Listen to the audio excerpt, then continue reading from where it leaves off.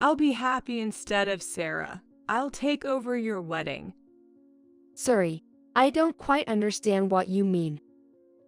My best friend, who mocked me for being a plain woman, robbed my fiance and even tried to steal my wedding?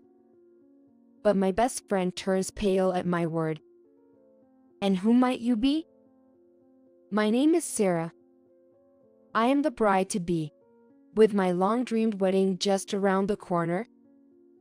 I always wanted to get married in my 20s during my student days, but I realized in my early 20s that finding a life partner was not easy. It was extremely busy to search for love while continuing my career, but finally, I met my soulmate. Now, I am on top of the world. Today, I have a reunion with a high school friend after a long time. Sorry to keep you waiting. It's been a while. How have you been? I've been good. It's nice to see you. You look well, Karen. Karen, whom I haven't seen for about a year, is still beautiful. Sarah, you rushed over, didn't you? Your hair is a mess. Karen said with a laugh as she fixed my hair. She's always been kind, covering for me whenever I slipped up. Karen, you're still as beautiful as ever. You're the most beautiful woman. Haha, you too, Sarah. How's work going? Karen is an editor for a fashion magazine, a glamorous job. I, on the other hand, work in office administration for a small company. I am leaving the company soon to get married. Actually, I'm getting married. What, Sarah, you had someone? Her reaction was unexpected, but not surprising. Since we never talked about love life before, it's the first time we're talking about this, but yay, I've been dating someone for a year. Really? You should have told me. What's he like? Karen, while pouting, was very interested in my fiancé. He's too good for me, really kind, and being with him makes me very happy. One reason I never talked about my love life with Karen is she seemed uninterested in others' romance. Even now, she looked out the window, seemingly bored, despite having asked. Well, but you know, a guy who's just nice won't cut it. He needs to be able to work well. Are you going to continue working? I'm quitting at the end of this month. He wants me to stop full-time work. Karen suddenly leaned in as I said that. What? That's so selfish. Are you sure? Does this guy have the means to support you both? You realize living together costs twice as much, right? I mentioned that my fiancé owns an apartment and that we would live there after getting married because she seemed worried. He's a young executive at a major company. It's safe to say he's financially reliable. I've never been much into my job. When he suggested me to be a stay-at-home maker, I was secretly thrilled. Explaining everything made Karen look even more disinterested and said, "What's that, bragging? I'm feeling down. Let's call it a day," and suddenly stood up to leave. Left behind, all I could do was watch Karen's retreating figure in a daze. Welcome back. You went out with your friend, right? Did you have fun? When I got home, my fiancé, David, had already returned. Noticing my downcast face, he peered worriedly at me. What happened? It seems I accidentally upset my friend without realizing it. David made coffee, and as I explained the situation, he said, "Maybe this girl, Karen, is just jealous of you, Sarah." That would be the natural conclusion, but Karen is much prettier by far. I wonder, do friends really get seriously jealous over love stories? I don't want to speak ill of your friend, but I don't have the best impression of her. Normally, people are happy to hear about their friends' good news, especially if it's about something joyful. I was torn between agreeing with David and not wanting to believe it. I'll see her one more time. David said kindly, "That's good. And if something unpleasant happens, come and talk to me. I'm on your side, Sarah." I love this about him. If I can't reconcile with Karen, then next time we meet, I'll have to end this relationship. I can't keep up with someone who speaks ill of my dear one. Deciding this, I sent Karen a message to arrange our next meeting. Sorry I was late. I apologize for leaving early last time. A week later, Karen immediately apologized for the previous day's incident when we saw again. "No, I'm sorry too for being late and talking about things." Sarah, it's not your fault. I was feeling a bit unwell that day and wanted to go home. I'm really sorry. Relieved that we reconciled, I let out a sigh of relief. Tell me about your husband, Sarah. He's kind, isn't he? Yes, he secretly booked the wedding venue I've always dreamt of. I was so moved I cried. Karen exaggeratedly cheered. Wow. We got excited talking about cliched things like wedding dates and rings. Hey, is he handsome? Show me his picture. Karen asked with a grin. Well, he's a bit older, but I think he's handsome. He's tall too. Do I have a picture? Realizing I hadn't taken many photos, I scrolled through my phone's camera roll, which was full of food pictures and no people. Well, he was interviewed in a magazine once. Maybe there's an article online. David contacted me as soon as I tried to search. "Oh, sorry. I need to take this call." Sure, take your time. Karen said as I stepped outside to talk to David, who had left work early feeling unwell. "Sorry, Karen. My boyfriend is feeling a bit sick. I feel terrible, but can I go home now?" Of course, don't worry about it. Go take care of him. Karen said with a smile, sending me off. I never got to show her his picture. Well, I'll introduce him eventually. For now, I need to focus on David waiting at home. Though I was worried when he called, David just had a cold onset and recovered after a couple of days. I sent an apology message to Karen soon after, but she hasn't replied yet. I'm a bit concerned, but she's probably just busy with work. I have a wedding meeting coming up this weekend.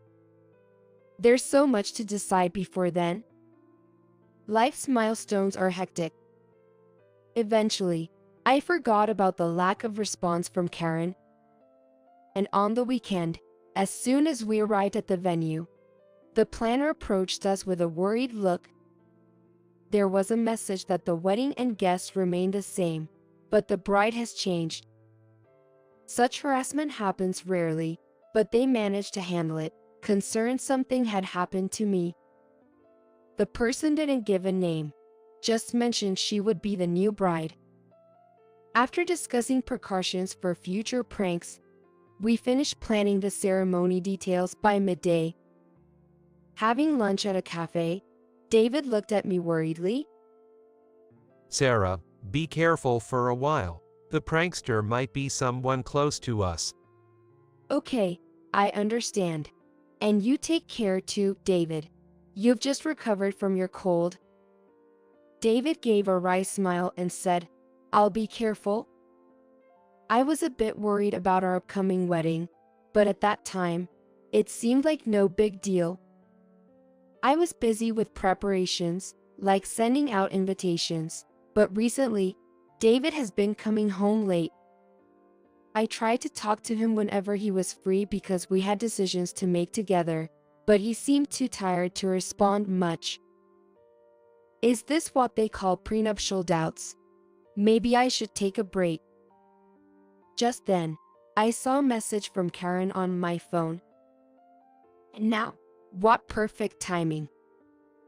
She asked if we could see, so I immediately replied, sure, and started getting ready.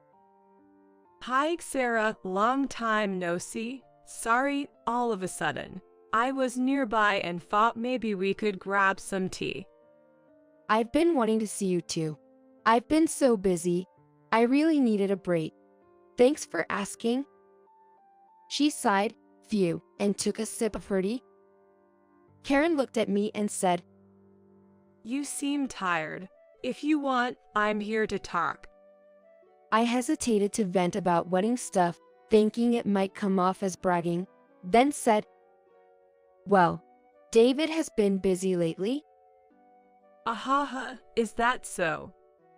I was about to say, I keep crossing paths with him, when suddenly Karen burst out laughing, startling me into silence. I'm sorry, he's probably just really busy, right? Maybe you shouldn't nag him too much. She said with a smirk, but I didn't recall being naggy with David. Yo, he seems tired, so I've been doing what I can on my own. But there are things we need to decide together.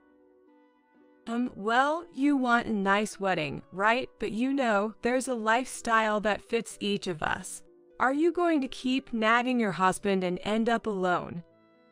Maybe you'd be better off in an apartment rather than a fancy condo. I mean, there's neighborhood interaction in condos, right? I'd be shocked if someone like you lived next to me in a luxurious condo. Like, wow, she's so plain. I was overwhelmed by her words, but realized I was being mocked. That's horrible. Why would you say that? Well, it's the truth. You've always been plain and unremarkable. And now that you've found someone and can lead a good life, you quit your job and boast about it. I opened my mouth to argue back, but Karen looked annoyed. Forget it. I have never thought of you as my friend since I was a student. I just hung out with you because it made me stand out. David would probably be happier with me than with someone as plain as you. Anyway, I'm leaving. Enjoy your life. After Karen left, I was too stunned to move. Feeling like I'd been attacked. Too shocked to cry. I sensed she knew too much about David. Was his late return because he was meeting with Karen? The uneasy feeling lingered. I was scared to go home and face David. How long had I been sitting there? When the ring of my phone jolted me back to reality. Sarah, where are you? I blurted out, but hearing David's worried voice almost made me cry. Sorry, I'll be home soon. I was at the cafe with Karen. I'll come and get you. It's dark outside. Stay there. David said, sounding more caring than usual. I waited as he told me, and he ran to pick me up. Sarah, what happened? Are you okay? It's nothing. I think Karen doesn't like me anymore.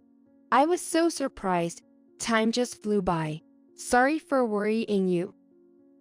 David stroked my head and said, I'm sorry for being so busy lately. I've wrapped up a big part of my work today. Let's go home and talk. David led me home and I made a cup of hot coffee. I was colder than I realized. And David must have been too. Thanks for coming to get me, I finally said, having not yet thanked him for coming. You sounded so down. I was worried. Can you tell me what happened with Karen? I slowly recounted what Karen said, and David looked puzzled. Karen, I haven't met her, have I? No, I don't think so. Seeing David's baffled reaction made me feel silly for suspecting him of having an affair with Karen. Then David shared something I had completely forgotten about. Actually, I didn't want to worry you, but prank calls to the venue have continued. I was surprised both at myself for nearly forgetting and at the fact that the calls were still happening. So, I'm thinking we should move the wedding up by a week. Due to the frequent calls, the venue suggested rescheduling. They would handle it as a new booking, so the prankster wouldn't know and couldn't cause any more trouble. Apparently, the caller had been giving detailed instructions for the guests and the ceremony, which the venue couldn't keep up with.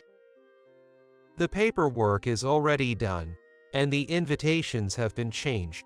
I'm sorry for not consulting you. I've been coming home late because I've been trying to wrap up work early.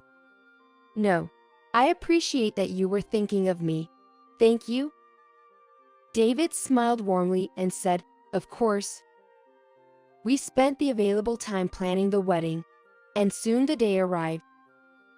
The ceremony at the venue we dreamed of was wonderful and memorable. I can truly say I'm happy to be married to David. After the wedding, we left for a 1-month honeymoon. Our honeymoon is our dream trip to Europe. One morning, about a week in, while we were enjoying breakfast in our hotel, the phone rang. Sarah, your phone is ringing. It's from Karen. Why is she calling? I hadn't contacted her since our fallout, wondering why she would reach out now. I answered it, feeling strong because I wasn't alone and not in the USA. "Hello, Bo, a video call?" Hey Sarah, aren't you late? On the screen, Karen appeared in a wedding dress. It's not funny for the bride to be late. Or did you realize and run away? I'm all set here. What is she talking about? I couldn't process fast enough to respond. The dream venue, the dream wedding, and then living in a condo. You're getting what you deserve for living beyond your means, right? Well, I'll be happy in your place. It must hurt, but you can still come, you know. Despite the hurtful words she seemed sure would affect me, I knew I had to clarify. Well, I don't know what you're talking about. I'm not in the USA right now. I can't come there. Karen looked shocked. Where are you? Why aren't you in the USA? Today is your wedding, right? Actually, our wedding was last week, and now we're on our honeymoon in Europe. What are you doing, Karen? What do you mean by taking my place? It started to make sense. Maybe Karen was the one making the calls to the venue, intending to take over the wedding I was supposed to have. David, listening next to me, seemed to realize the same thing, watching the screen with a stern expression. No, this makes no sense. You're on a honeymoon alone. Pretending to have a partner is just sad, especially when the groom is here. Karen said, turning the camera to show a man beside her. I struggled for words but could only ask one thing. Well, who is he? Karen froze with a smile. What? That's your guy, right? Have you lost your mind? But the man was a stranger to me. What's going on here? I looked at David in confusion and he was staring at the screen with wide eyes. John, what are you doing? Oh, boss, good evening. Isn't today your wedding day? Apparently, John and David know each other. David, with a look of realization, asked me to let him handle it. I quickly agreed, realizing I couldn't sort this out myself. Hello, Karen.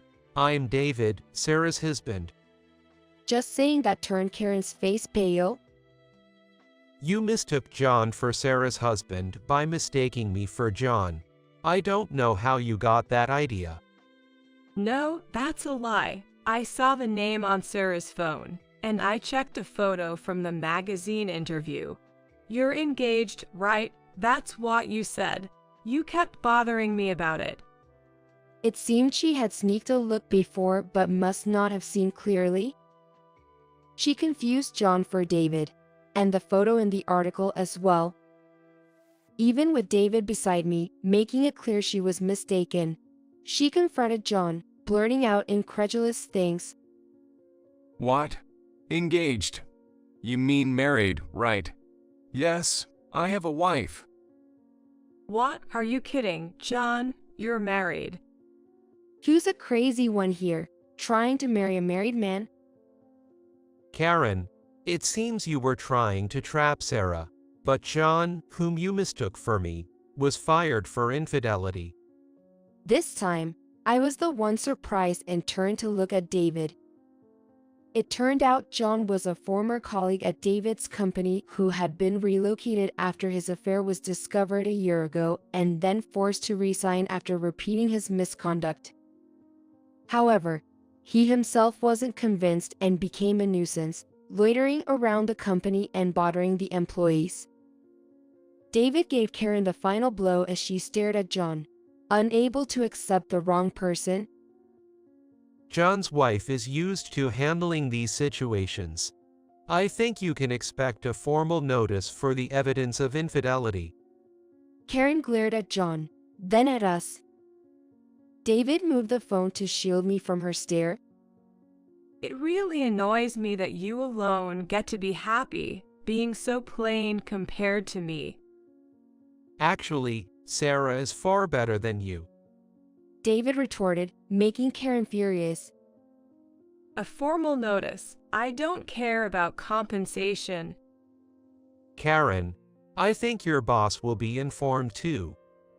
Karen, who had remained defiant, finally turned pale.